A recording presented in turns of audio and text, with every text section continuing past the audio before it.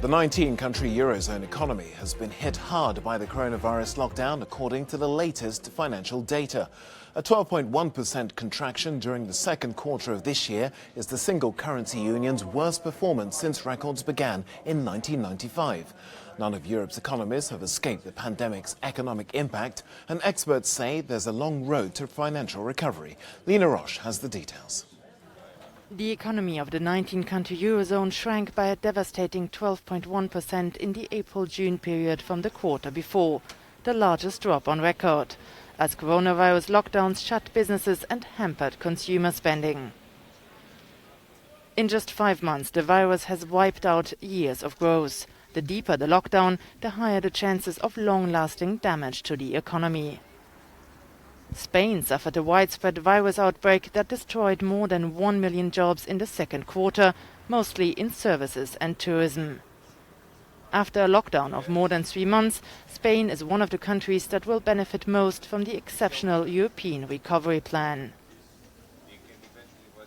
With the heaviest drop at 18.5%, Spain looks set for a prolonged slump. Germany, France and Italy are all showing a relatively similar GDP decline between 10 and 14%. Since the end of April, the Eurozone economy has started to grow again. Recent data shows a bounce back in retail sales and industrial production, but that is mainly linked to the reopening of shops and factories.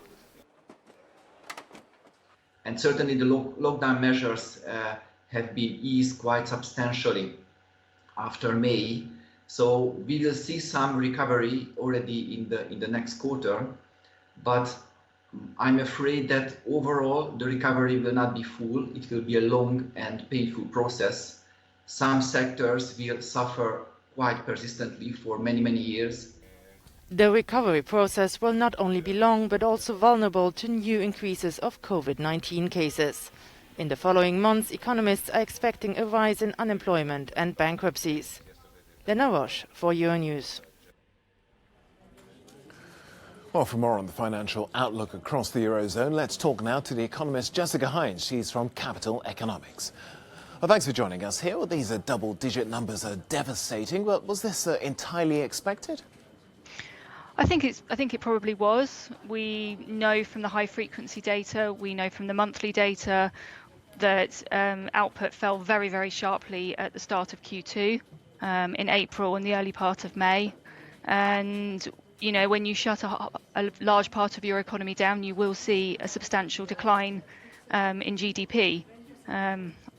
But that doesn't tell us very much about where the economy is currently. Yeah, what about the EU's stimulus packages? Do you think that will be enough to offset the damage? And is the sum which is being bandied around, this sort of 1.2 or 1.8 trillion euro fund, 750 billion of which is dedicated towards this, is that going to be enough? It will certainly help. It's better than nothing. But I think it's fair to say that the financing needs are, for many countries, are much greater than what is on offer from the Joint Recovery Fund, and any disbursements are likely to be very slow. They probably won't be released until next year. That's not going to do very much to help countries such as Italy and Spain, which need to be spending now in order to support their economies. So which countries, if any, are likely to bounce back quickly? We've already seen a fairly quick rebound in France, but I think the countries that have been the least badly hit by the coronavirus are places like Germany and the Netherlands. These countries rely much less on international tourism. And in the Netherlands, they are also much more used to, say, working from home, which allows perhaps an easier adaptation of the workforce to a post-pandemic economy.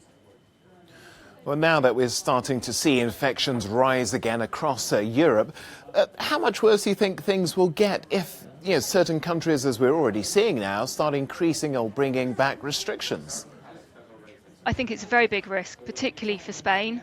We've already seen the likes of Germany and the UK, two of the biggest tourist sources for Spain, start to impose restrictions on international travel. And I think that does make us worried about a resurgence of cases elsewhere in the Eurozone. And that's not, and that probably is the biggest risk to our forecasts, which are already penciled in a very sharp fall in GDP this year.